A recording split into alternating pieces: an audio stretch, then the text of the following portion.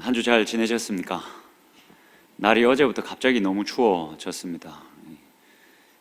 저는 원래 손발이 찬데 어제부터 손이 너무 차가지고 마음이 너무 어렵네요.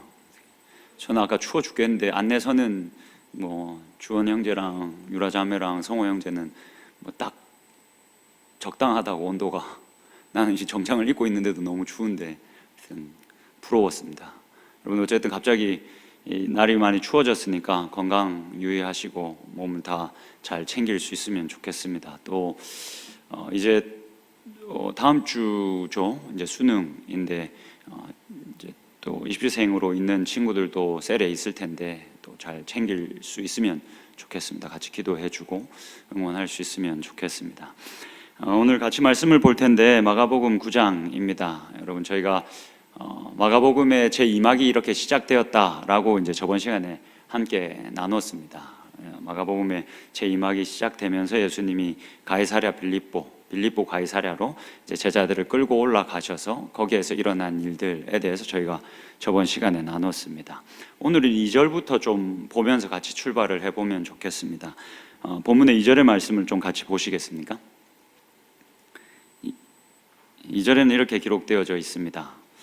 여러분, 2절 보시면 마가복음의 저자가 잘 우리들에게 주지 않던 정보를 하나 준다는 것을 볼 수 있는데 한번 잘 눈여겨보십시오.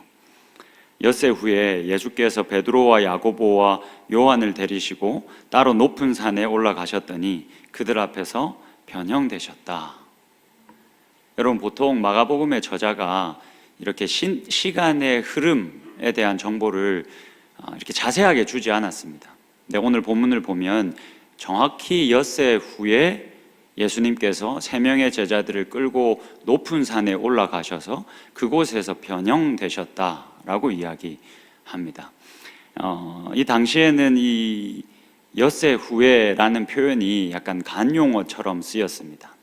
그러니까 엿새 후에 일어나는 일들에 대해서 주목하라라는 의도를 가지고 이 간용어를 썼습니다.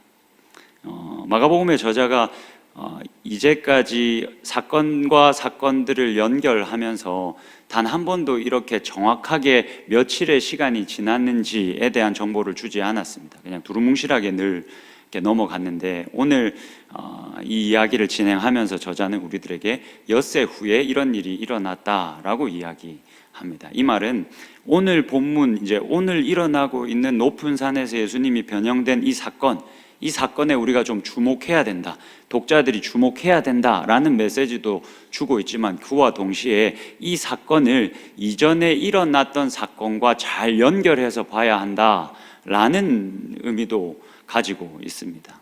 그런 목적으로 이런 정확한 시간의 흐름을 우리들에게 주고 있다라고 여러분들이 생각하시면 좋겠습니다. 그러면 오늘 도대체 이 높은 산에서 어떤 일이 일어났는가를 우리가 자세히 살피기 전에 일단 저번 주에 저희가 이 엿새 전에 어떤 일이 있었는지에 대해서 잠깐 다시 한 번 더 짚어보고 같이 이야기를 해나가면 좋겠습니다.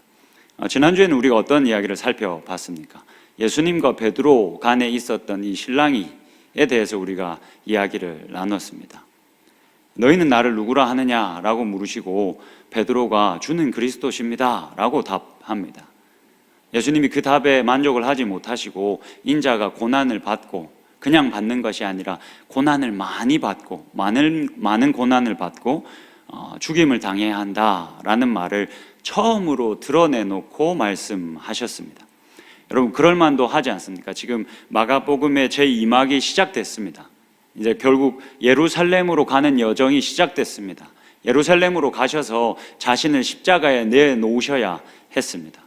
조만간 예수님은 이 자리를 뜨셔야, 이 세상을 떠야 된다는 말이죠. 그래서 예수님은 제자들을 좀 집중적으로 가르칠 계획을 가지셨습니다. 여러분, 이전까지 마가복음 1막에 등장하고 있는 제자들의 모습이 어떠했습니까? 예수님이 말하는 족족 잘 알아듣고 잘 이해하고 그렇게 예수님을 쫓았습니까? 전혀 그렇지 않았습니다. 그와 정반대였죠. 가장 가까이에서 예수님을 쫓았는데 가장 예수님을 이해하지 못하는 모습을 제자들이 보입니다. 그래서 예수님이 이들을 끌고 올라가셔서 본격적으로 이제 예루살렘으로 가는 그 길목에서 얘들을 가르쳐야 되겠다라고 생각하시고 던졌던 질문이 나를 누구라 하느냐였습니다. 그리고는 자신이 결국 고난을 받고 죽음을 당해야 한다라는 자신의 이 핵심 사역을 처음으로 드러내놓고 말씀하셨습니다. 그랬더니 베드로가 어떻게 합니까? 뭔 소리 합니까? 하면서 예수님의 멱살을 잡아버리죠. 그렇게 예수님께 항변하는 베드로를 예수님이 이게 엄중하게 꾸짖으시고 예수님이 다음과 같이 말하셨습니다. 나를 따라오려거든 자기를 부인하고 자기 십자가를 지고 나를 따라야 한다라고 얘기하셨습니다.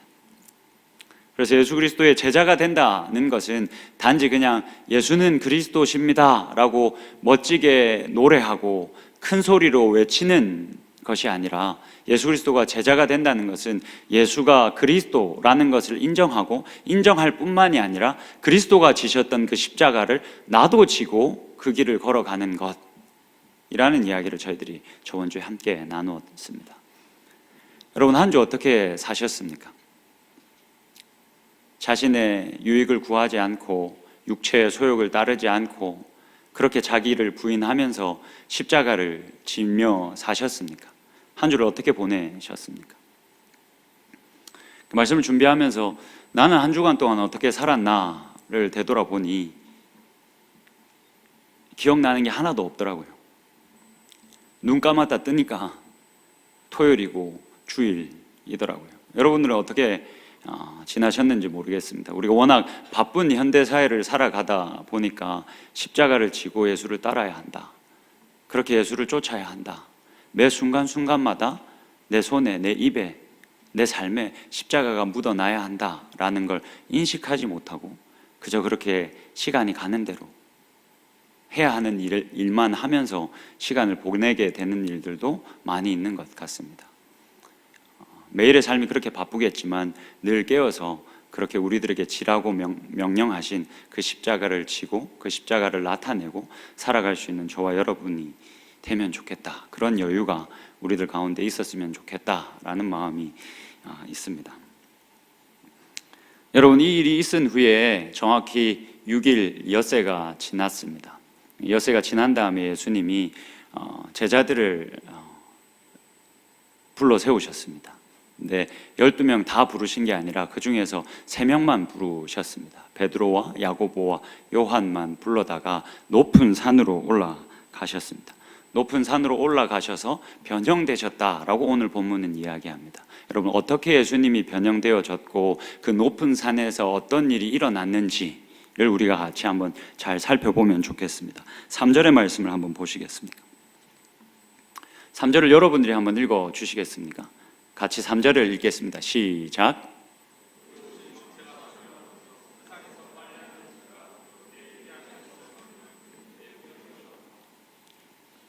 자, 지금 예수님이 변형되셨는데 어떠한 모습으로 변형되었다라고 이야기합니까? 예수님께서 입고 있는 그 옷이 광채가 났다. 그 세탁하는 사람이, 빨래하는 사람이 아무리 이렇게 잘 세탁해도 그렇게 희게 만들 수 없을 만큼 흰 옷을 입으셨다라고 이야기합니다. 여러분, 다니엘서 7장의 말씀을 한번 보시겠습니까? 다니엘서 7장 9절의 말씀은 이렇게 기록되어져 있습니다. 내가 보니 왕자가 놓이고 옛적부터 항상 계시니가 자정하셨는데 그의 옷은 희기가 눈 같고 그의 머리털은 깨끗한 양의 털 같고 그의 보좌는 불꽃이요 그의 바퀴는 타오르는 불이라. 지금 다니엘이 아주 옛날에 네 짐승의 환상을 본 이야기를 기록하고 있는 부분입니다. 자신의 이 하나님의 백성들, 즉 성도들이 이 네 짐승들에게서 고난을 당하는데 그런 고난을 당하는 중에 옛적부터 항상 계신 이가 오셔서 그들을 구원한다라는 이야기를 예언합니다. 근데 그 항상 계신 이가 자정하셨는데 그의 옷이 희기가, 하얗기가 하얀 눈과 같았다라고 이야기합니다. 이어서 다니엘서 7장 22절을 한번 보시겠습니다. 옛적부터 항상 계신 이가 와서 지극히 높으신 이의 성도들을 위하여 원한을 풀어주셨고 때가 이름에 성도들이 나라를 얻었다. 그 하얀 옷을 입은 옛적부터 항상 계신 이가 오셔서 성도들의 원한을 풀어주셨고 성도들이 그제서야 나라를 얻었다라고 예언하는 이야기입니다.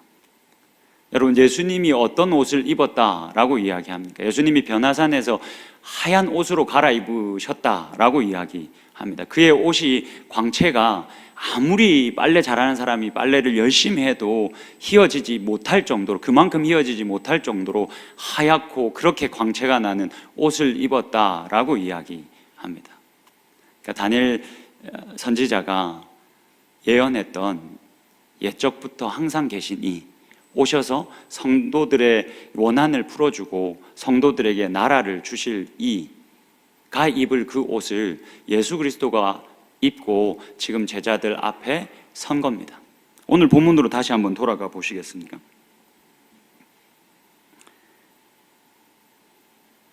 지금 4절을 한번 보시죠. 3절에는 예수님이 그렇게 흰 옷을 입으시고 그렇게 변화되셔서 제자들 앞에 서셨다라고 이야기한 다음에 그 다음 어떤 이야기가 이어지냐면 4절입니다. 이에 엘리야가 모세와 함께 그들에게 나타나 예수와 더불어 말하였다. 지금 3명의 제자들이 예수님이 흰 옷을 입고 있는 모습을 보고 있습니다. 그렇게 보고 있는데 또 어떤 일이 일어났냐면 엘리야와 모세가 함께 그들에게 나타났다. 이 3명의 제자들 앞에 나타났다라고 이야기합니다. 여러분, 엘리야와 모세는 어떤 사람들입니까? 쉽게 말하면 이 표현이 좀 어려울 수 있는데 잘 한번 들어보십시오. 종말론적인 인물들입니다. 그러니까 엘리야와 모세는 당시 유대인들에게 종말론적인 인물들로 이해되어져 왔습니다. 여러분, 이거 제가 저번 주에도 한번 같이 읽었던 말씀인데 말라기 4장 5절과 6절의 말씀을 한번 띄워주시겠습니까? 말라기 선지자가 다음과 같이 예언을 했습니다. 보라, 여호와의 크고 두려운 날이 이르기 전에 내가 선지자 엘리야를 너희에게 보낼 것이다. 그가 그렇게 오면 그가 아버지의 마음을 자녀에게로 돌이키게 하고 자녀들의 마음을 그들의 아버지에게로 돌이키게 하리라. 돌이키지 아니하면 두렵건대 내가 와서 저주로 그 땅을 칠까 하노라. 유대인들은 엘리야 선지자를 기다리고 있었습니다. 말라기 4장에 보면 이 말라기 선지자가 여호와의 크고 두려운 날에 그 크고 두려운 날이 이르기 전에 선지자 엘리야를 내가 너희들에게 보내겠다라고 말씀하셨으니까 이 엘리야 선지자가 오면 종말이 시작되는 겁니다. 여호와의 크고 두려운 날이 시작이 되는 겁니다. 또 다른 말로 하나님의 나라가 시작이 되는 겁니다. 상함도 없고 해함도 없다라는 그 하나님의 나라가 시작이 되는 겁니다. 그래서 엘리야 선지자를 기다리고 있었습니다. 이 선지자가 우리들에게 오면 분명히 여호와의 크고 두려운 날이 드디어 시작이 될 것이다. 그렇게 하나님의 나라가 시작이 될 것이다 라는 기대를 가지고 있었습니다. 그렇다면 여러분, 엘리야 선지자가 왔다, 여기에 왔다라는 것은 무슨 말입니까? 하나님 나라가 그렇게 시작이 되었다라는 신호탄과 같은 것이죠. 모세도 마찬가지입니다. 여러분, 신명기 18장의 말씀을 한번 보시겠습니다. 신명기 18장에서는 이렇게 예언합니다. 내 하나님 여호와께서 너희 가운데 내 형제 중에서 너를 위하여 나와 같은 선지자 하나를 일으키시리니 너희는 그의 말을 들을지니라. 모세와 같은 선지자 하나를 내가 일으켜서 이 깨어진 것, 이 비뚤어진 것들을 바로 잡겠다라고 예언하고 있습니다. 그래서 이 모세와 엘리야는 모두 다 종말론적인 인물들이었습니다. 그래서 그들이 등장한다는 것은 하나님의 나라가 드디어 시작했다라는 것을 보여주는 신호 혹은 사인과 같은 것이었습니다. 우리가 잘 아는 것처럼 엘리야 선지자는 죽음을 보지 않고 하늘에 올라갔습니다. 모세는 신명기 34장에 분명히 죽었다라고 기록을 하고 있지만 유대인들의 전통을 보면 이 모세도 죽음을 보지 않고 하늘에 올라갔다. 그래서 이 모세도 엘리야와 같이 죽음을 보지 않은 채 하늘로 올려진 자라는 인식이 있었습니다. 그래서 죽음을 보지 않고 하늘에 올라간 그 자들이 이 땅에 다시 내려오면 이건 분명한 사인이다. 하나님의 나라가 이미 왔고 하나님의 통치가 다시 그렇게 시작되어진다라는 분명한 사인이다 라는 인식이 유대인들에게 확실히 있었습니다. 지금 오늘 4절에서 뭐라고 이야기합니까? 엘리야와 모세가 그들의 앞에 서서 예수와 이야기하고 있었다라고 기록합니다. 그러니까 이 예수님의 제자들이 자신들 앞에 엘리야와 모세가 나타난 것을 분명히 보았다라고 기록을 하고 있는 겁니다. 근데 그들이 아주 흰 광채가 나는 옷을 입은 예수와 함께 이야기를 나누고 있었습니다. 여러분, 그러면 이 장면은 무엇을 의미합니까? 빼도 박도 못하고 이게 무엇을 의미합니까? 하나님의 나라가 이미 왔다 라는 정확한 메시지를 전달하고 있는 장면입니다. 근데 여러분, 이 장면을 본 베드로는 어떻게 반응을 합니까? 5절의 말씀을 같이 보겠습니다. 5절의 말씀을 우리가 같이 한번 읽어보면 좋겠습니다. 5절의 말씀 같이 읽겠습니다. 시작.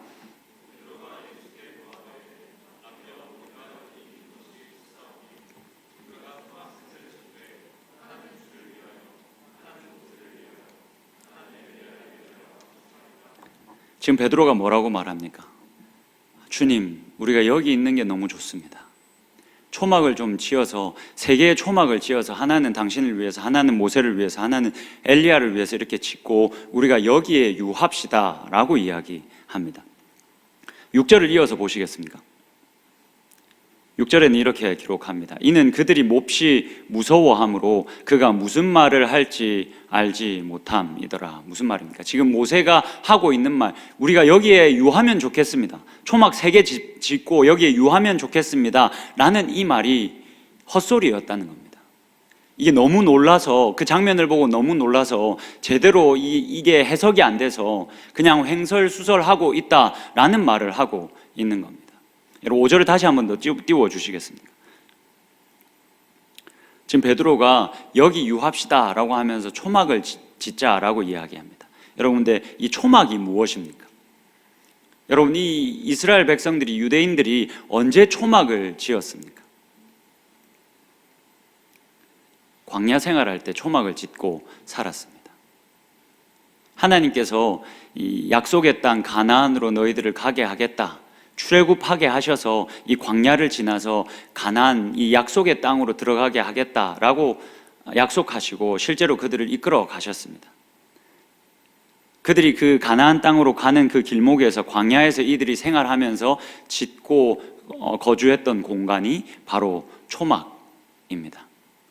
베드로가 지금 그 초막, 광야에서 자신들의 임시 거처가 되었던, 잠깐 머물렀던 그 초막을 짓고 여기서 유합시다 라고 말하고 있는 겁니다. 여러분, 잘 한번 생각해 보십시오. 지금 이들은 예수님이 오셨고 예수님이 베푸신 기적들을 많이 보았습니다.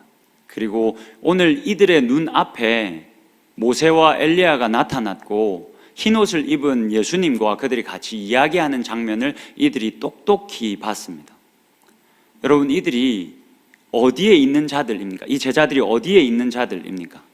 광야에 있는 자들입니까? 아니면 하나님께서 약속하신 그 약속의 땅 가나안에 들어가 있는 자들입니까? 여러분들 어떻게 생각하십니까? 이들이 지금 어디 있다라고 생각하십니까? 예수와 함께 있는, 높은 산에서 변형된 예수를 보고 있는 이들이 어디에 있습니까? 이미 이들은 어디에 옮겨진 자들입니까?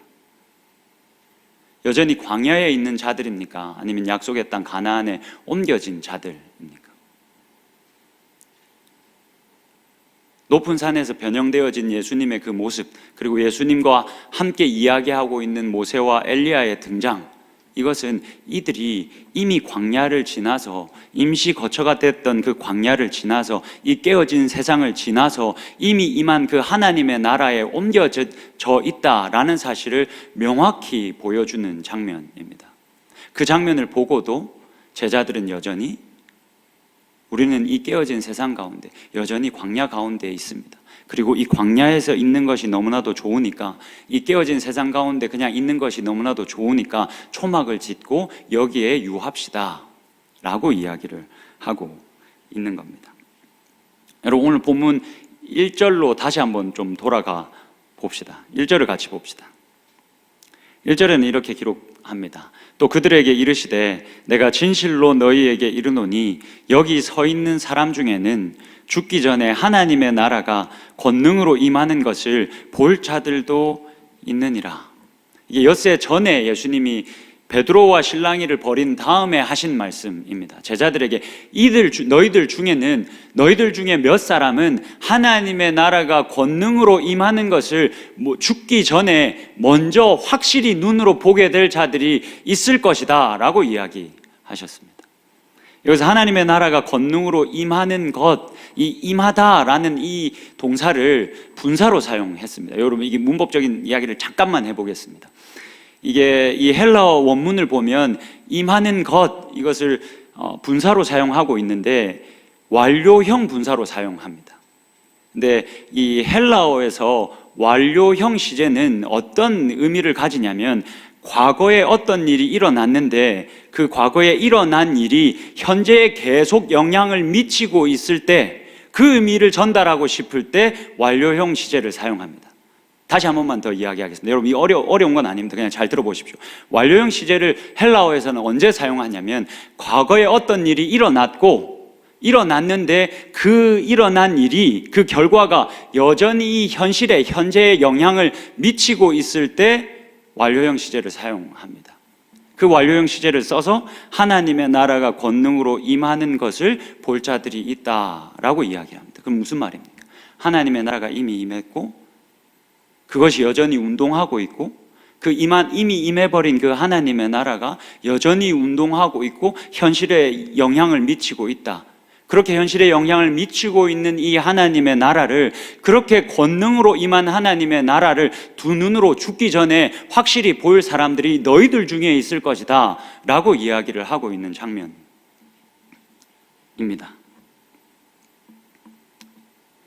베드로와 야고보와 요한이 우리들은 아직 못 보고 사는데 이들은 이미 먼저 본 겁니다. 우리는 하나님의 말씀으로 하나님의 나라가 이미 임했다라는 것을 몇 차례 이야기하고, 그래서 깨닫고, 그래서 그것을 믿음으로 수납하고 그렇게 살아가고 있는데, 베드로와 야고보와 요한은 자신들의 두 눈으로 명확히 하나님의 나라가 권능으로 임해 있는 것을 보았습니다. 그렇게 본 사람들이 이미 있었습니다. 근데 그것을 본 자들이, 두 눈으로 확실히 본 자들이 좌우를 분간하지 못하고 이게 무슨 의미인지 깨닫지 못하고 횡설수설하고 있었습니다. 그래서 그래서 하나님이 나타나셔서 직접 이렇게 말씀하십니다. 7절의 말씀을 같이 보겠습니다. 본문 7절입니다. 7절의 말씀을 같이 한번 읽겠습니다. 같이 읽겠습니다. 시작.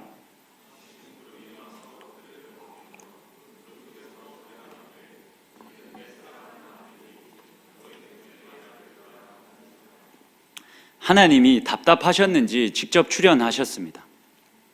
그 장면을 보게 했는데, 모세와 엘리야가 그들 앞에 있게까지 하셨는데 제대로 이해하지 못하고 제대로 깨닫지 못하니까 하나님께서 등판하셨습니다. 그래서 직접 말씀하셨습니다. 이는 내 사랑하는 아들이다. 너희는 이의 말을 들으라.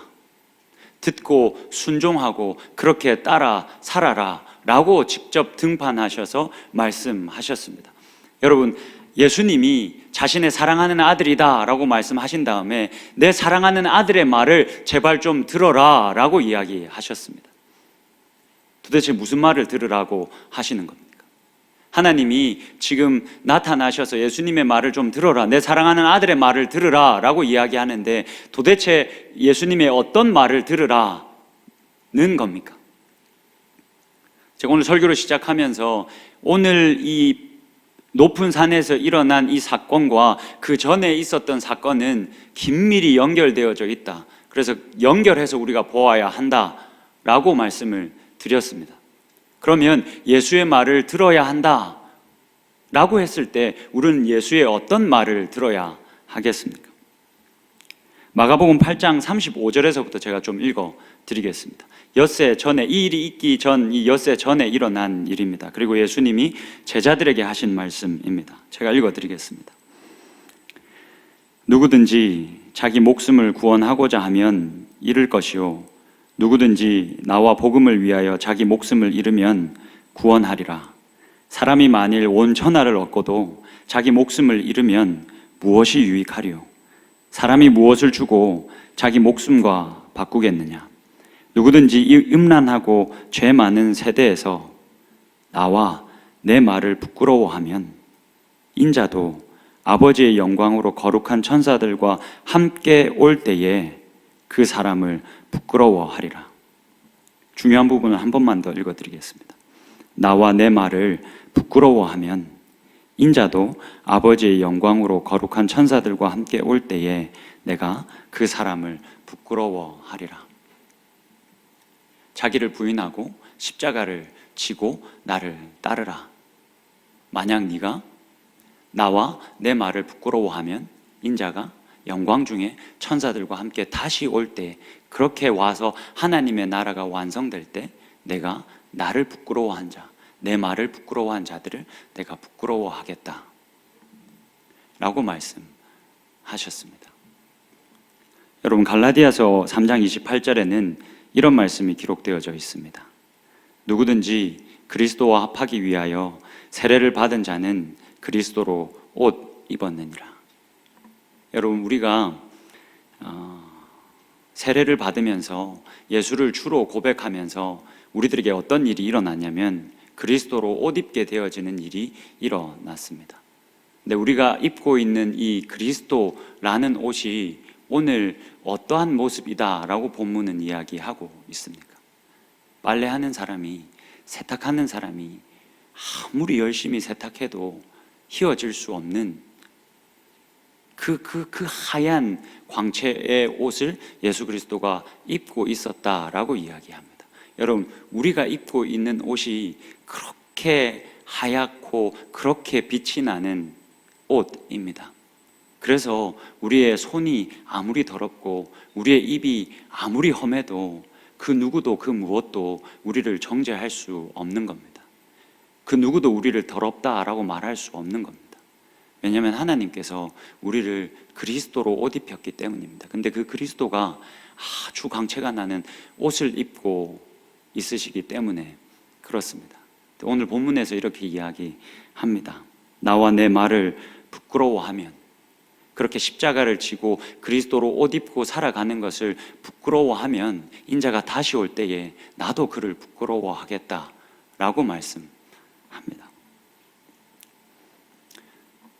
여러분, 세상 속에서 여러분들이 살아갈 때 여러분들은 어떤 모습으로 살아가고 계십니까? 그리스도로 옷 입은 그대로 그 하얗고 그 광채나는 옷을 그대로 입고 세상 속에 계십니까? 아니면 교회를 나가는 순간 그 옷은 벗어버리고 세상에 적합한, 적당한 옷을 입으십니까? 말씀을 준비하면서 고등학교 시절이 생각이 났습니다. 고등학교 시절에 어쩌다 보니 교회 동생들이 너무 사랑스러워서 교회 동생들을 사랑하다가 그만 하나님을 만나 버렸습니다.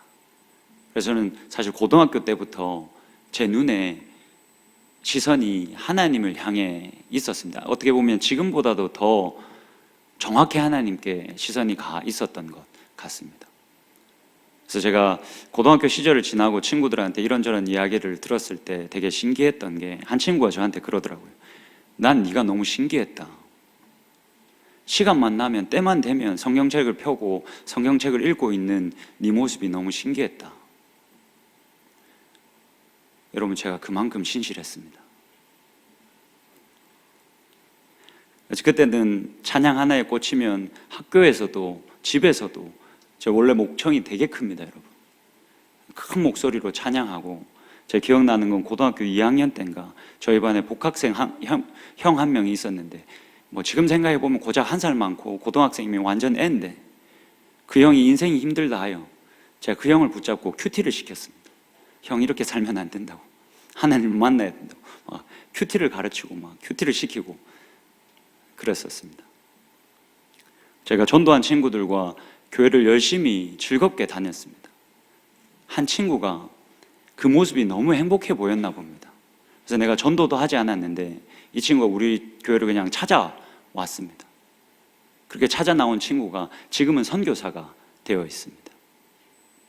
저는 이 친구가 춤을 진짜 잘 춥니다. 전문적으로 추는 친구입니다.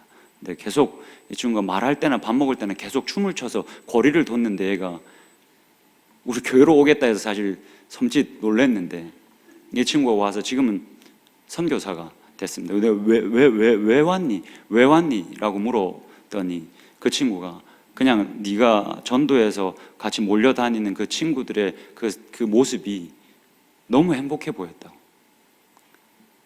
그냥 그렇게 그리스도로 옷 입고 숨기지도 않고 그냥 그렇게 찬양하고 교회로 뛰어가고 이런 모습들이 너무 행복해 보였다고. 얘네들은 왜 행복하지? 어떻게 행복할 수 있지? 라는 생각 때문에 우리 교회를 찾아왔다고. 그 친구가 지금은 선교사가 되었습니다.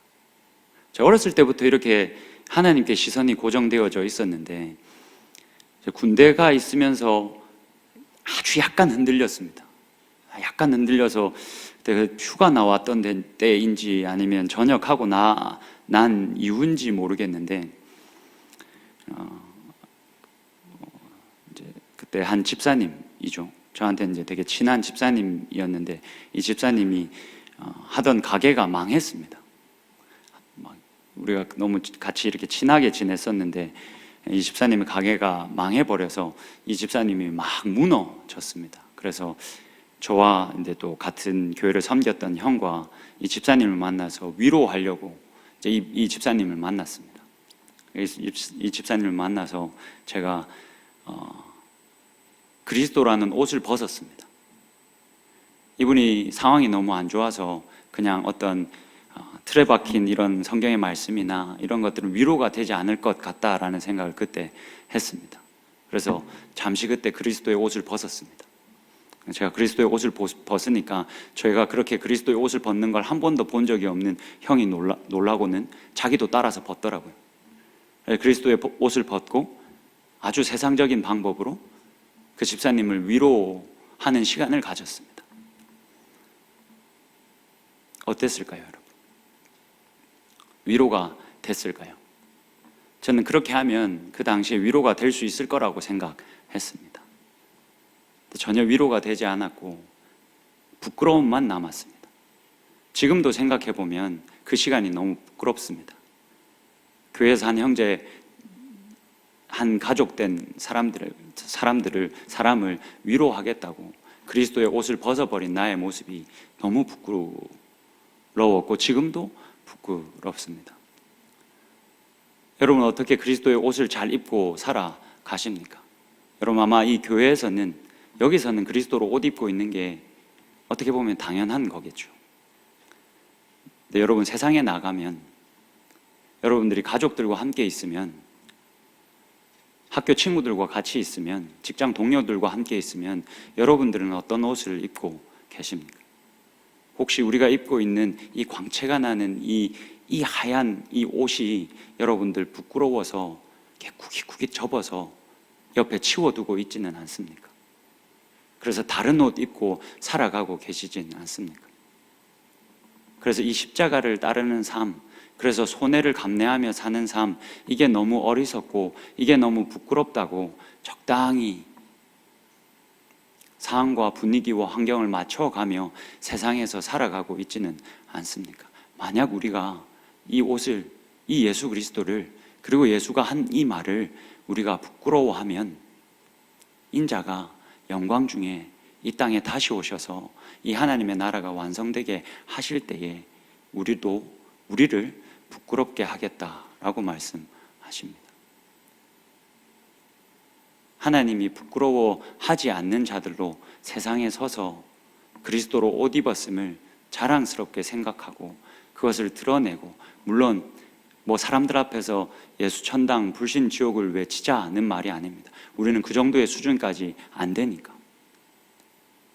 하나님 나라로 이미 우리가 옮겨졌으니 우리들은 하나님의 나라가 이미 왔다라는 것을 성경을 통해서 분명히 확인했으니 그 하나님 나라의 시민답게 우리가 하나님 나라의 시민이라고 하나님께서 선포하셨으니 그 시민답게 하나님 나라의 법대로 하나님 나라의 원리대로 그 원칙대로 십자가를 지고 살아갈 수 있는 저와 여러분이 될 수 있기를. 그래서 내가 그리스도로 옷 입었음이 너무 자랑스럽습니다. 이게 너무 아름답고 이게 너무 영광스럽습니다 라고 늘 찬양하며 살아갈 수 있는 저와 여러분이 될 수 있기를 주님의 이름으로 축복합니다.